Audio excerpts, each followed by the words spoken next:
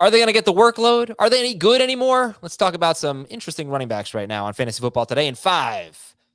Okay, so you're looking at Ezekiel Elliott. We don't know if he's still the same player. He's always hurt. When he was healthy last year, he was pretty good. Saquon Barkley, we haven't really seen that type of production in a while. David Montgomery, I mean, the yards per carry is scary bad. Cam Akers was real bad coming off that Achilles injury. So let's talk about these guys right now, Jamie, and with the workload you expect and the production you expect. Let's start with David Montgomery. He's probably the first one off the board in this group here. Goes in round 3 in a lot of drafts. Heath likes him in round 2. Do you trust the workload? Do you trust the ability and the skill to really turn it into something special in fantasy? I mean, you saw it 2 years ago how good he can be. And so really the question for me is the Bears offense going to be good? Because, they took some hits on the offensive line. Obviously, the receiving core is not what you love to see. And Justin Fields is still a work in progress. But I don't think you can look at him and say, okay, he hasn't shown it once already, because he has. Forget about who he did it against. I know the schedule was very favorable, but he has that upside. And so I love him in round 3. I think a little bit risky in round 2 just because of some of the flaws of the team, but we're splitting hairs because it would be the back end of round 2. But I think he's in the back end of that discussion of Saquon Barkley, or no, not behind Saquon, but in the conversation with Barkley and Javonte Williams and Aaron Jones and James Conner and Leonard Fournette. He's in that conversation with those guys, which for me are back end of round 2, beginning of round 3 players. All right. Do you think the Giants would make Saquon Barkley a true workhorse if he can stay healthy? And can he be a good runner? It's been a while since we've seen it. The offensive line has been bad.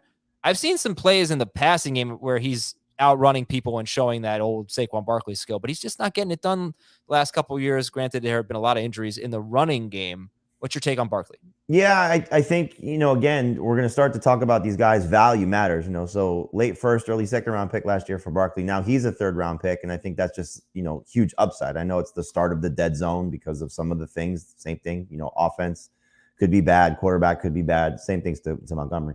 And offensive line should be a concern. Plus you have the injury factor for Barkley, but my gosh, the upside, you've seen it. And so, he's at the point where a contract situation is now being talked about. There was trade talk. He's a pretty prideful guy. I think as long as he's healthy, he's going to put up a big season. I like Brian Daboll's, not necessarily offense for him, but just being a better offense around him, which I think the Giants will be. So I think Barkley bounces back hopefully in a big way. What about Ezekiel Elliott? Do you trust the workload or the skill at this point for him?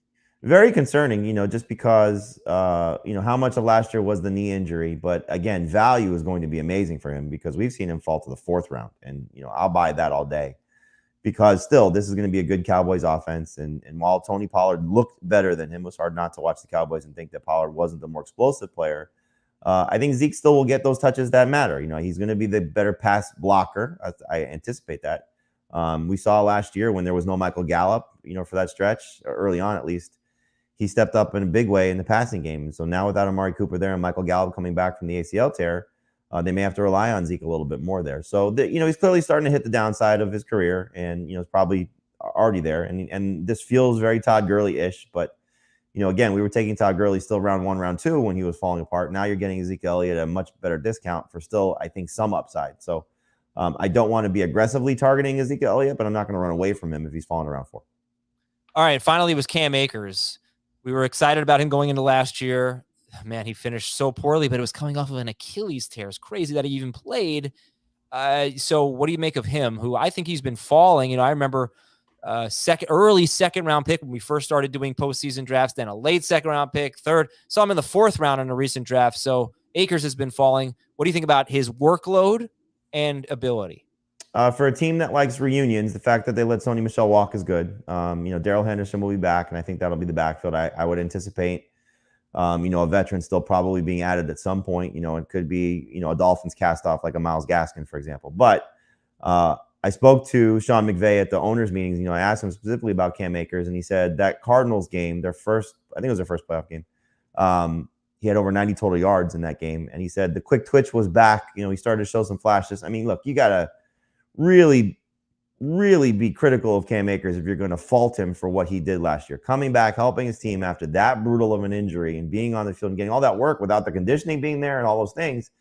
I think a full off season, hopefully, a year removed from the injury, brings him back to the guy we were hoping to see.